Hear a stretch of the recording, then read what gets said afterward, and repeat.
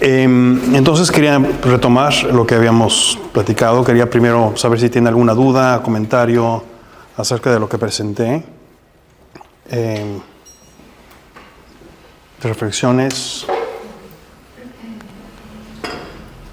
A mí lo único que planteé en la postulación, ¿no? Y que siempre me hace un poco de ruido, yo trabajo en un museo de antropología y aunque ponemos en juego muchas estrategias lúdicas y de pensar en cómo trabajar, a veces hay temas que son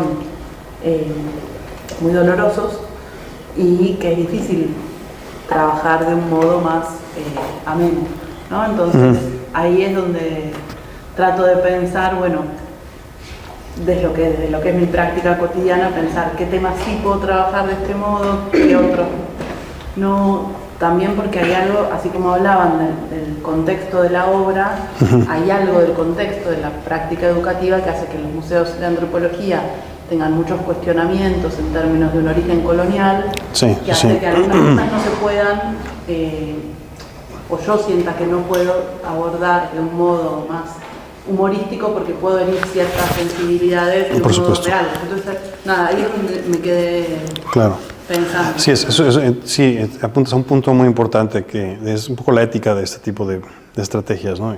Y como sabemos bien, el humor no es siempre apropiado en todas las circunstancias, ¿no? Y esto es un problema que tenemos mucho con el arte contemporáneo, porque claro, mucha obra efectivamente trata de temas dolorosos o de índole, no sé, político, social, racial, etcétera, que puede ser difícil, ¿no? Entonces, claro, el dilema para uno como educador es cómo puedes tú abordar un tema o qué ángulo de ese tema puedes abordar de una manera que funcione con las herramientas que tienes. Quizá el humor en algún sentido no funciona en este caso, ¿no? No se trata tampoco de insertar el humor a fuerzas donde sea, ¿no? Pero por otra parte, por ejemplo, pensando digamos, en la muerte, ¿no? Como un tema importante, viniendo de México, pues claro, la relación con la muerte es muy compleja, ¿no? Y por supuesto está el dolor, la pérdida, la tragedia de perder a alguien. Pero por otra parte está la tradición popular de la muerte como algo que también se celebra a manera de memoria, de la memoria de los otros. Y entonces, en México, por ejemplo, tenemos una tradición que se llama Calaveras, en que escribes un poema, un soneto, una especie de epígrafe sobre la muerte de una persona. Entonces, eso se hace todos los días de muertos de cada año. Se publican las calaveras, como si se hubiera muerto un escritor, una actriz famosa, se le publica la calavera, ¿no? Imaginando a esa persona como si se hubiese muerto, ¿no? Pero todo el mundo lo entiende como algo divertido, o sea, nadie se siente insultado porque te hagan una calavera. Pero es cuestión de entender cuáles son los límites de las personas con las que están trabajando y en qué momento puede ser apropiado. Entonces, claro, de nuevo, no se trata de que a fuerzas uno tiene que insertar el humor, pero que cómo puede ser una herramienta de utilidad, no algo obligatorio. Perdón, Rosa, ¿tenías una pregunta?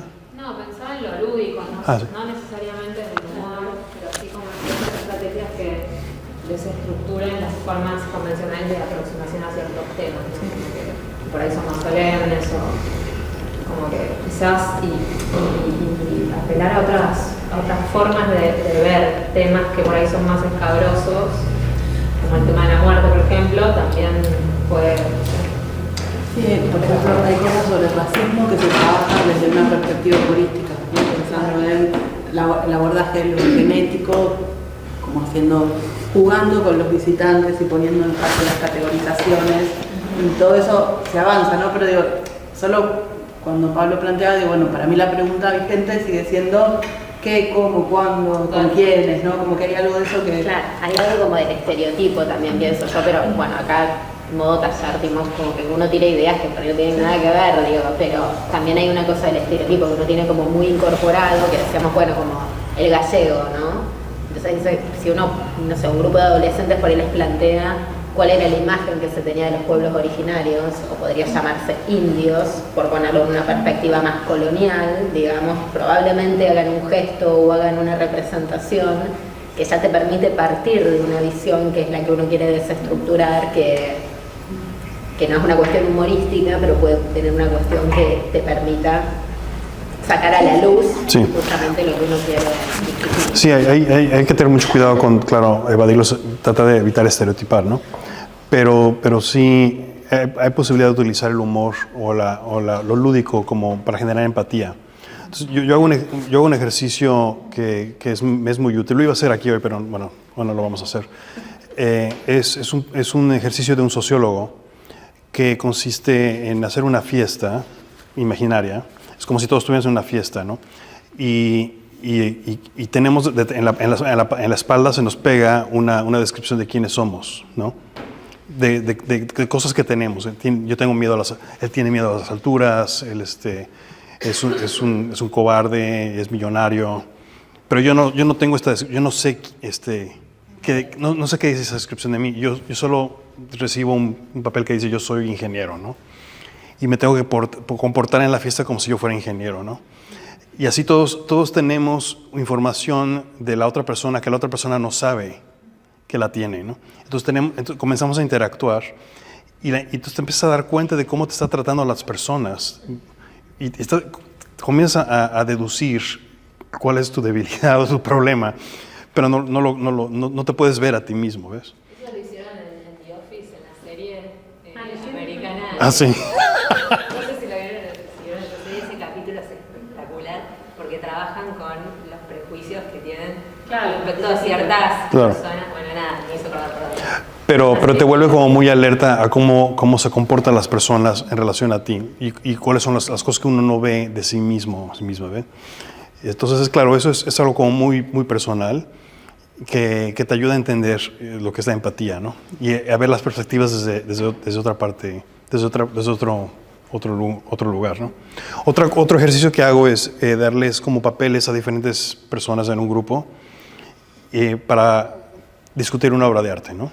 Entonces, a una persona le toca ser un niño de 7 años, pero no le puedes decir a nadie que tú eres un niño de 7 años, ¿no? Y otra persona le toca ser Donald Trump, otra persona le toca ser, no sé, una monja del convento, otra persona es la mamá del artista, y todos tienen que hablar de la obra desde esa perspectiva, ¿no? No, pero no puedes decir yo soy la mamá del artista, bueno, es que artista es fantástico, es un genio total, y el niño no entiendo nada, está horrible, está feo, no sé. Y entonces tienes que continuar la conversación. Entonces es muy interesante porque aprendes también a negociar.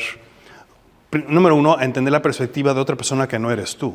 O sea, cómo tú abordarías una obra si no fueras tú, sino una persona, y que tú tendrías que imaginarte la perspectiva que esa persona tendría de esa obra, ¿no? Sí, poner en juego tu imaginario, como vería. Sí, pero es también, porque lo que suele suceder en el mundo de la mediación es que el visitante llega y dice, yo sé que esto está mal, es feo, no es arte, porque yo lo veo desde mi perspectiva y eso es la única que existe en este momento, ¿no?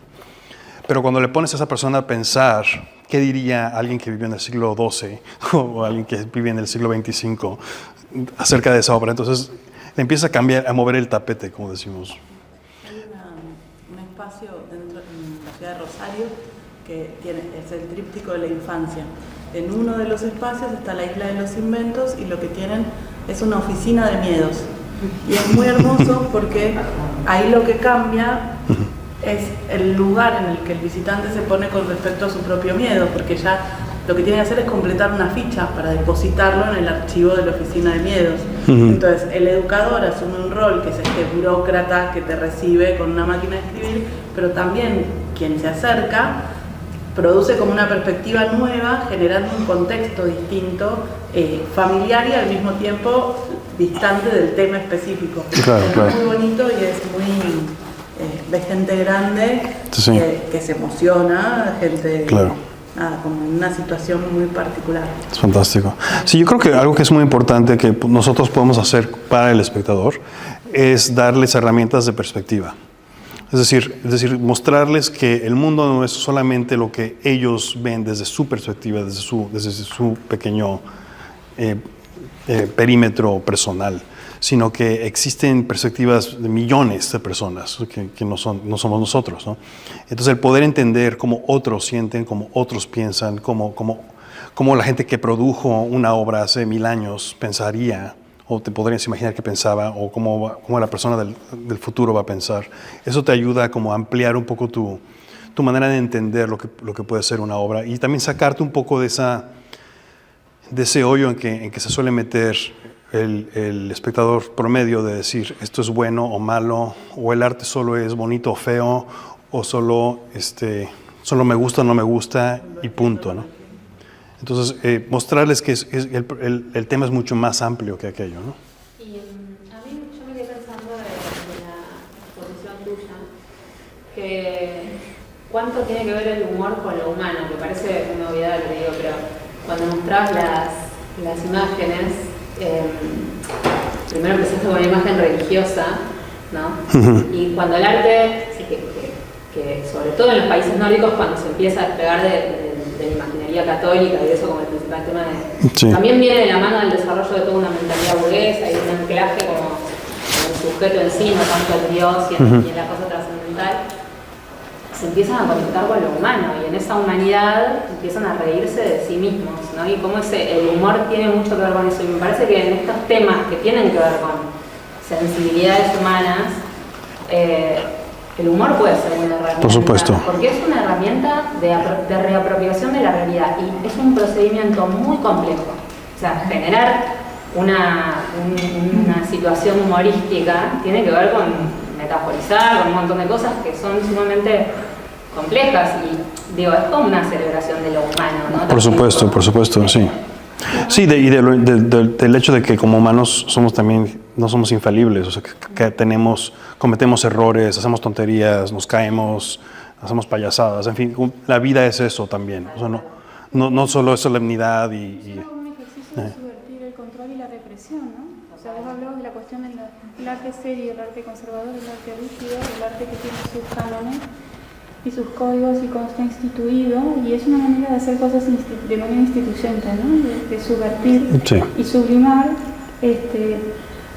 cuestiones muy vinculadas a lo erótico en el sentido del amor a la vida, ¿no? En el sentido de volver a conectarse con esa cuestión del deseo, con esa cuestión de la expresión, y subvertir justamente todas las formas de control y de poder. Sí, no, y decir cosas que no hay manera de decir, que no tienen espacio para ser dichas, digamos, que no... No, y son estructuras que nosotros como adultos nos hemos mismo impuesto, o sea, están asimiladas dentro de nosotros. De ahí que el adulto que entra a un museo de arte contemporáneo se sienta intimidado, ¿no? O siente que, bueno, aquí está ocurriendo algo que yo no entiendo, no sé cómo comportarme, no sé cómo funciona. Es como cuando estamos en una cena súper elegante y de repente no sabemos cuál es la etiqueta apropiada de si debo coger ese tenedor primero o cojo aquello. De repente te sientes que no sabes bien qué demonios hacer, ¿no? Y eso es algo muy incómodo, ¿no? Entonces, para el educador lo importante es mostrarle a la persona que se entiende completamente, que no sepa los códigos que se tienen que acceder para supuestamente entender o vivenciar una obra en particular, ¿no? Como una disociación entre la posibilidad del entendimiento y el placer, ¿no? Como si no hubiera posibilidad de que pudiéramos disfrutar o divertirnos. Exacto. De esa situación de entender. Como que... No, y esto, bueno, yo daba este ejemplo el otro día, ayer, estamos en conversación, acerca de un encuentro de educadores que yo organicé sobre el tema de la participación. Y bueno, ofrecimos un taller del Teatro del Oprimido, dirigido por el director, y nadie quiso participar. Todos les daban miedo. Entonces era completamente absurdo que estábamos nosotros, expertos en participación, y nadie quería participar, ¿no? Porque se imponía el miedo de, bueno, yo soy un académico que estoy aquí con mis colegas y no me quiero ver ridículo haciendo un gesto así como absurdo de Teatro del Oprimido. En fin, es como increíble ironía. Sí, la pista de papel. Pero bueno, el caso es que si esto ocurre entre especialistas de ese tema, imagínate con alguien que es una persona que no tiene nada que ver con el mundo del arte y que no, se siente ridículo haciendo un performance de fluxos, ¿no? No, y es interesante, a nosotros por lo menos también en algún punto propusimos, obviamente el tema del humor estaba en la muestra, ¿no? Pero como para este taller para educadores, porque últimamente sentimos que, digamos, los espacios culturales y los espacios de arte y demás están muy atados como a una agenda de temas, ¿no? Como que hay unos ciertos temas tiene mucho que ver con problemáticas sociales muy específicas que a veces anulan las posibilidades de reírse de ciertas situaciones. Y ahí es como que uno es medio esclavo de un tipo de discurso, ¿no? Por supuesto. Y pensar en el humor como libertad también, ¿no? Porque en definitiva es un producto muy singular, ¿no? Que viene de un agenciamiento respecto de cómo yo decido leer o apropiarme de esa realidad. Y eso nadie te lo enseña demasiado, o sea, es como algo muy propio, ¿no? Como una situación que uno mismo puede generar. Y me parece que es súper urgente eso, porque realmente estamos como bastante, creo, atados a esa, por lo menos, últimamente, ¿no? Aunque tuvimos una muestra de cómo está el juego, ¿no? Sí. Hace poco.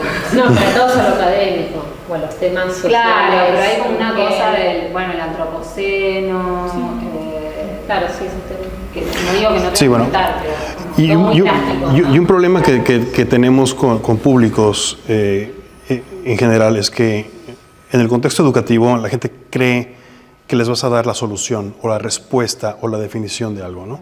Y el arte no es eso, es decir, el arte una obra nunca tiene una definición o una solución. O sea, puedes dar un montón de contexto, puedes explicar quién es el artista, en qué contexto hizo esto, maneras en que se ha leído o interpretado esa obra, pero jamás puedes decir, esta obra significa X.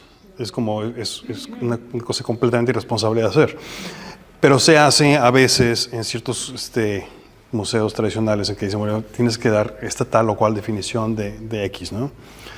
Y es también una gran presión para el educador el tratar de darle al público esa respuesta, solución, porque se siente como muy agradable poder decir, bueno, esto significa X, como si fuera una caja de cereales y estás leyendo los ingredientes de la caja de cereales, ¿no? Pero eso jamás puede ser. Entonces tienes que aceptar que va a haber un momento de incomodidad en el que se tiene que entender que el arte es una serie de definiciones en proceso y que algo que se entiende por un grupo de personas hoy se entenderá mañana diferente por otro grupo de personas, ¿no? Entonces tenemos que dejar eso como claro. Es como explicar muchísimo. Sí, es como, bueno, yo sé que igual te sientes incómodo, que no sepas, pero es que así es, lo siento. Es la belleza y la dificultad del arte, que hay cosas que se nos meten en la cabeza y no las podemos sacar de la cabeza porque no podemos dejar de pensar en ellas, porque son como un rompecabezas. Y creo que las mejores obras suelen ser eso, tienen un elemento como que no te deja nunca, ¿no? Que no se puede resolver, ¿no? Una llave para asociarse a otras cosas. Como que es una obra sí. que te abre puertas para escuchar cierto tipo de música. Por supuesto. Para leer ciertos libros, como que es una cadena de eventos, ¿no? Claro, sí, es una fuente de significados, ¿no? Entonces tú puedes leerla de una manera, la obra, y se te queda en la mente, y luego te pasan 10 años y vives otras cosas, y de repente vuelves a ver la obra y dices, es que ya entendí algo que no había entendido antes, o veo algo que no vi antes en la obra, ¿no? Es como cuando ves una película, ¿no? Que de repente te interesa la película, pero la vuelves a ver 5 o 10 años después y ya ves otras cosas, ¿no? Una cosa que me quedé pensando, que hablabas de los códigos y cuando mostrabas la obra de Tirabanija y todo, pensaba en la crítica que le hace Claire Bishop también, ¿no? Como esta cuestión de cuando una obra relacional, si se quiere, funciona para cierto tipo de público, ¿no? Como dice, bueno, cuando Tirabanija hace la comida, pero bueno, ¿qué pasó? Habló el artista con el curador. Pero ¿qué pasa si entra una persona de la calle y quiere comer? O cuando él hace como una especie de habitación, ¿qué pasa si realmente una persona quiere entrar y decir yo no tengo dónde dormir y me quedo? Sí. Como que no hay una posibilidad o no está contemplada la cuestión disruptiva y como otras obras relacionales sí, o sea, exacto. trabajan más en un sentido político, en tanto hay una diversidad o permiten justamente generar relaciones o agenciamientos. Sí, o sea, una diversidad, ¿no? Entonces pienso que también hay tipos de propuestas relacionales para diversos públicos, que ninguna está mal, pero que son bien distintas la una de la otra. Sí, o sea, la crítica en general del arte de los 90, desde el punto de vista del arte de interacción social, es que sí, que este tipo de experiencias vivenciales, lúdicas, que pueden ser muy divertidas, realmente es una instrumentalización que el artista ha realizado dentro de la galería y que no es realmente muy diferente de Sí, bueno, sí, de utilizar al público como un medio, ¿no? Que es un poco abusivo de decir, pero decir, bueno, entonces en cierta manera sigue siendo una obra de Rick Ritt y no sabemos ni quiénes son esas personas que están comiendo el pad thai, ni qué papel están cumpliendo fuera de estar ahí en la fiesta divirtiéndose, ¿no? A mí me pasó una vez como educador en el Guggenheim que me llamó la curadora en jefe y me dijo, necesito que me traigas 20 niños el sábado, ¿no? Y yo dije, ¿pero para qué? Es que Rick Ritt está haciendo un proyecto en las galerías y quiere hacer face painting, ¿no? Para niños. Entonces mi misión como educador era proveer niños para que, pero eran como casi como partes de una instalación, ¿no? O sea, realmente lo que pensara el niño, lo que sintiera el niño era completamente irrelevante para Rick Ritt. Y lo siento porque él es un gran artista, pero en ese caso específicamente era un abuso total de manipulación humana, de ingeniería, de poner ahí personas que dicen que están teniendo una experiencia. Y esa era la perspectiva desde los artistas de mi generación, de decir, bueno, es que eso no puede ser. Y ni estamos lidiando con problemas de índole social, político. Tiene que haber una verdadera interacción entre ese público y ese artista, y no puede simplemente usarlo como si fuera una escultura, ¿no? Un poco ese era el punto de vista, ¿no? ¿Los conseguiste los 20? No. Es la pregunta, vamos. No, me rehusé. Sí, El código, no va a entender lo que es verdad. sí, no les gustó. Sí, pero, no, pero bueno, inclusive, bueno, siempre le prestaba mucha atención a ese tipo de propuestas. Otra vez me pasó con un artista italiano que quería que varios niños le ayudaran a hacer una escultura, ¿no? Pero es un poco Hay que decirle que los chicos no trabajan. Pues sí, es un poco como como la novela de Tom Sawyer, que Tom Sawyer tiene que pintar una barda blanca y tiene flojera, no tiene ganas de hacerlo. Entonces invita a un montón de niños y dice, esto es divertidísimo, ven a pintar esta barda blanca. Entonces lo convierte como en un juego. Entonces todos los niños vienen a pintarle la barda y hacerle el trabajo a él y él gana el dinero, ¿no? Porque él se inventa que el trabajo que él tiene que hacer es en realidad un juego. Entonces los que están haciendo el trabajo creen que están jugando, pero Tom está ganando el dinero. Es muy frustrante. Es terriblemente frustrante y desolador emocionalmente para el que se ve después reflejado en esa interacción que no es real. O sea, emocionalmente es muy contraproducente para el que después se reconoce prestando su servicio de alguna manera gratis. El servicio humano. ¿no? Pero hay unos que lo hacen abiertamente, ¿no? Bueno, sí, claro. Bueno, se tatúa todo. sí, entonces lo que sucedió en los años 90, un artista que muchos de ustedes conocen, seguramente Santiago Sierra, él produjo una serie de obras que realmente eran como obras de índole postminimalista, conceptual, que hablaba del tema de la explotación. Entonces él hablaba del tema de la explotación explotando personas, para denunciar la explotación. Es una psicología muy complicada, ¿no? Que claro que ha sido muy criticada y polémica y demás. Lo que yo siempre digo y que me parece importante es que al menos Sierra lo está declarando de manera abierta. Está diciendo, bueno, yo hago este tipo de explotación para denunciarla, ¿no?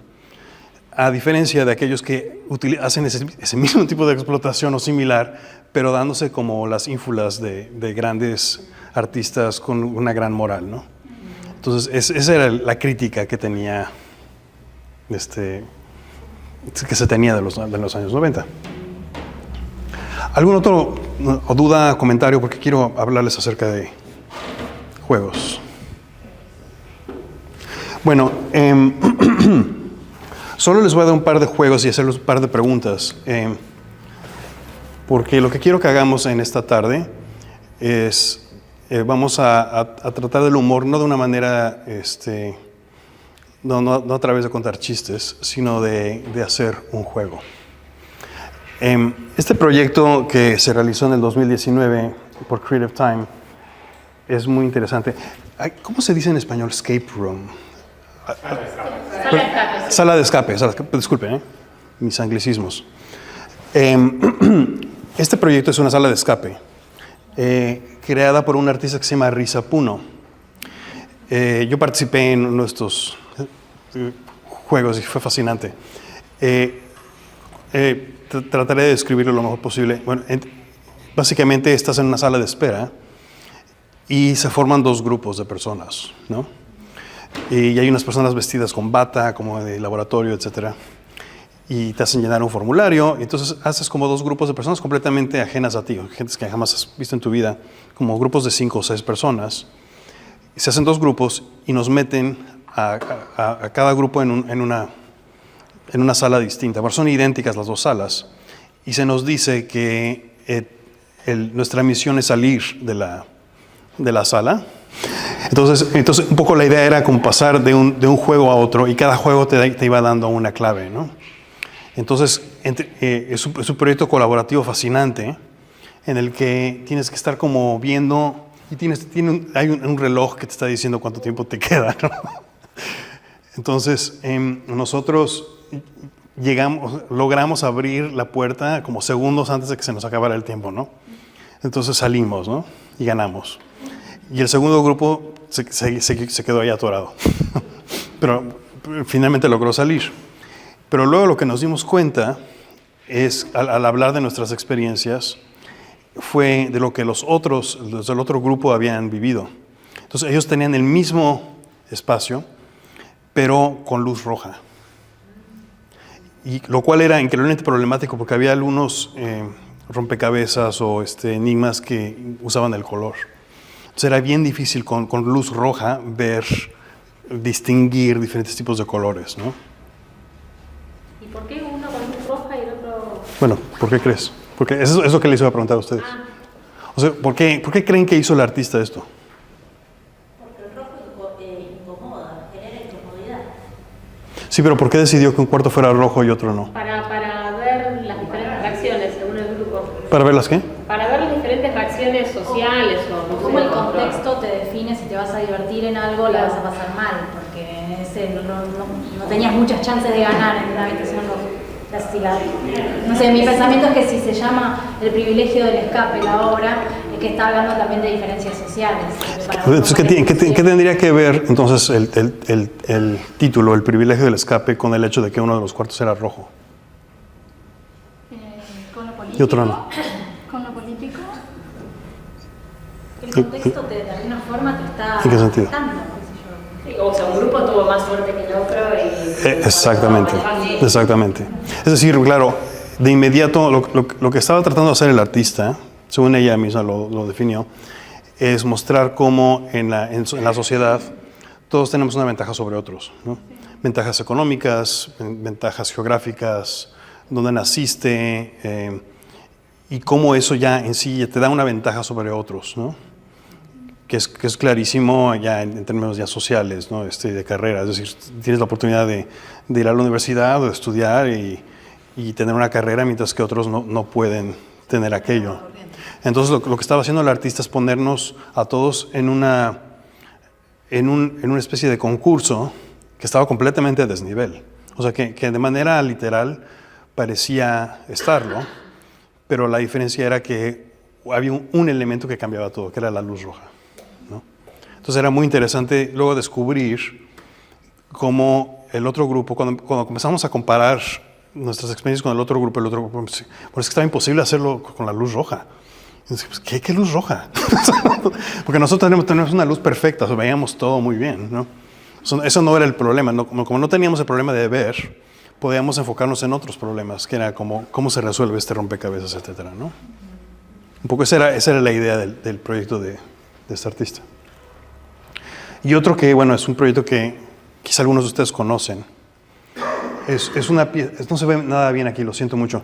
Es una pieza de Yoko Ono, que hizo en los años 80, que se llama White Chess Set. Y es básicamente un juego de ajedrez que tiene las letras Play It by Trust. O sea, juega con confianza, ¿no? Utilizando la confianza.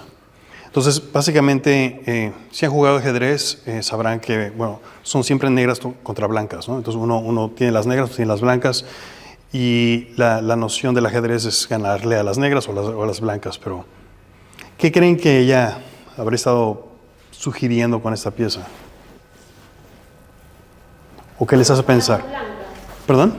Digo, acabo de ver que son las dos cosas. Sí, entonces la diferencia, el cambio que ella incorpora es, en vez de que sean blancas y negras, son todas blancas. Bueno, depende de cuánto te guste jugar y competir también, porque hay gente que disfruta mucho en los juegos de ser competitivo y gente que disfruta jugar por el hecho de jugar, digamos. Entonces alguien lo podría encontrar muy aburrido que no puedas competir con el otro porque tus fichas se mezclan con la del otro y en realidad no hay nadie jugando contra nadie. Si te gusta destruir a la gente, sí, es claro, muy malo, pero ¿no? también hay algo del juego que tiene una incompetencia intrínseca, algunos juegos, otros no, digamos. Yo lo veo de otra forma, lo veo como más de una crítica más postcolonial, o sea, en el punto de que los blancos tienen la posibilidad de jugar o de enfrentarse bajo regla igualitaria y las fichas negras no están porque no están dentro de la posibilidad igualitaria. Inclusive hablo de artistas pretos, institucionalidad preta. Bueno, sí, hay un elemento racial en esto, definitivamente. Porque claro, también si conocen las reglas del ajedrez, las blancas juegan primero siempre, ¿no? Entonces las negras, el que te toca a las negras ya es una pequeña desventaja, el hecho de que tú no puedes hacer la apertura, ¿no? Pero diluye la diferencia. A su vez, claro. Sí, entonces ¿por qué lo está haciendo? Diluye, desaparece la diferencia. ¿Y por qué? Se confunde después. ¿Pero por qué está haciendo eso? ¿Mm? Ajá, como que de la igualdad. Perdón, no, igual un comentario nada más. Igual podría haber elegido que sean todas piezas negras. En el caso de ella, el blanco está muy asociado al tema de la paz también, pero bueno, hay que ver ese abordaje. Bueno, sí, claro, Yoko Ono es una gran pacifista, ¿no? Entonces, make love, not war, ese tipo de cosas, ¿no? Entonces, claro, hay un elemento ahí, ¿no? Y el ajedrez también es La confianza en el otro. ¿Perdón? La confianza en el otro. Es bueno, sí, como el texto que les dije en el tablero que dice confía en el otro. Entonces está cambiando ya de las reglas del juego por un elemento tan sencillo que es el color de las piezas. Igual que esta otra artista cambia el juego por un solo foco rojo. En este caso, Yoko Ono está cambiando el juego para simplemente eliminando la diferencia entre las piezas, ¿no? Que de hecho se vuelve algo muy divertido y difícil el acordarte de cuál era tu pieza, ¿no? Y tenés que seguir volviendo. Porque cuando estás jugando ajedrez, tú sabes cuáles son tus piezas. Pero cuando estás a mitad de la partida es importantísimo saber dónde tienes tus piezas, si no, no sé, es una confusión total, ¿no? Es política la posibilidad incluso de jugar. ¿Cómo? O sea, es política la posibilidad de jugar. El privilegio blanco está en la posibilidad de que yo puedo participar inclusive de una economía, de un sistema, de una forma de pensamiento. Entonces creo que ya estar sobre el tablero te habilita. O sea, Sí, bueno, está el privilegio, pero hay algo más, ¿no? Es decir, es la naturaleza misma de lo que es el ajedrez. Es una guerra. Entonces, básicamente, tienes al rey, la reina, tienes los peones, tienes las torres. Tú, Tienen que generar estrategia, táctica y estrategia. sí, entonces la idea es destruir al enemigo, es capturar al rey del otro. Puedes distinguir. Me acuerdo un poco lo que nos mostrabas de los restaurantes, pensando en que al asimilar al otro como igual, como humano, Exactamente. la estrategia deja de ser con un enemigo con el que tenés Exactamente. un contraste tan alto. Exactamente. Sí, entonces básicamente, si te pones a ver esto en el contexto de Yoko Ono y de su pacifismo, es clarísimo, ¿no? Es decir, está mostrándonos que tenemos esta tendencia de egoísmo, de destrucción del otro, ¿no? De que mi éxito tiene que representar el fracaso del otro, ¿no? Y entonces nos plantea esta cuestión de que, bueno, ¿qué sucede cuando todos somos los mismos? O sea, ¿cómo nos peleamos contra nosotros mismos? O sea, si todos somos nosotros mismos, es decir, si todos somos una misma entidad, ¿cómo podemos concebir a la guerra, a la agresión, como algo positivo, como algo constructivo, ¿no? Entonces nos pone a todos en ese mismo plano a través de pues, un ejemplo de un juego, ¿no? Entonces lo que hacíamos nosotros era, básicamente, teníamos el ajedrez y en el jardín del museo, invitábamos al público a jugar, ¿no? Y no todos saben jugar ajedrez, pero bueno, los que sabían se sentaban y jugaban De hecho, teníamos un grupo de niños que es un club de ajedrez que participó con nosotros. Entonces jugaban contra un niño que sabía ajedrez. Y era muy divertido. Pero a lo largo del proceso de hacer la partida, comenzábamos a preguntarle a la persona que reflexionara cómo era diferente la experiencia, ¿no? que como se convertía en algo colectivo, se convertía en una experiencia, pues no de allá de derrotar al otro, sino de cómo nos coordinamos para saber dónde está quién, ¿no? Entonces se convertía en algo muy benévolo en cierta manera, ¿no?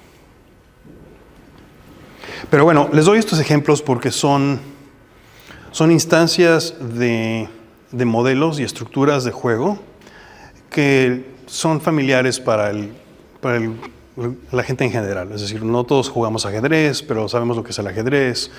No todos hemos jugado a estas salas de escape, pero más o menos la idea es la misma, es saber cómo resolver ciertos enigmas para salir de ahí, ¿no? Entonces, les voy a proponer un ejercicio que vamos a hacer hoy.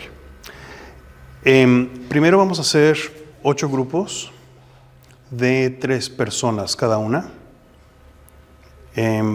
Vamos a hacer, grupo 1, grupo 2. Como estamos sentados. Como están sentados, sí. Entonces, hagan grupos de 3 personas, ¿ok? Pero bueno, déjenme explicarles lo que vamos a hacer, ¿ok? Antes de que se levante. Ok, bueno. Tenemos miedo de que nos cuestionen como los de participación. No, ustedes nos van a hacer participar. Entonces, tenemos aquí una colección de juegos, ¿ok? De diferentes tipos. Tenemos damas, ajedrez, dominó, cartas, naipes, etcétera, ¿no? Lo que queremos es que cada grupo trabaje con un juego adaptado. Quiero que cada uno de ustedes modifique ese juego cambiando las reglas de ese juego para explorar uno de los conceptos que están aquí en esta lista, ¿no? Entonces, si saben jugar damas, bueno, imaginen, pueden cambiar las reglas completamente de ese juego, ¿no? Pero tienen que adaptarlas para que otro grupo de personas pueda jugar con ella. Y es lo que vamos a hacer después. Entonces, tienen que prepararlo para que otro grupo de personas lo pueda jugar, ¿no? Y que puedan, a través de ese juego, explorar un concepto como los que están en la lista. ¿Sí? ¿Les parece bien? Entonces les vamos a dar media hora para que cada grupo escoja su juego.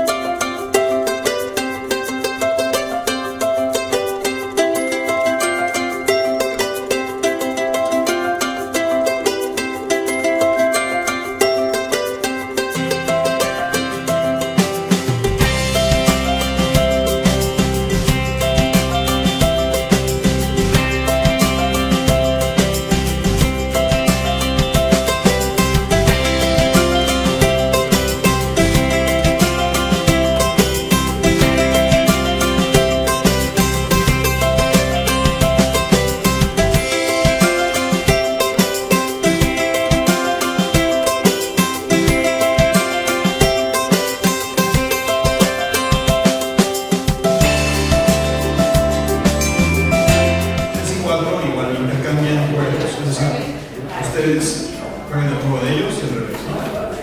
Ahora, grupo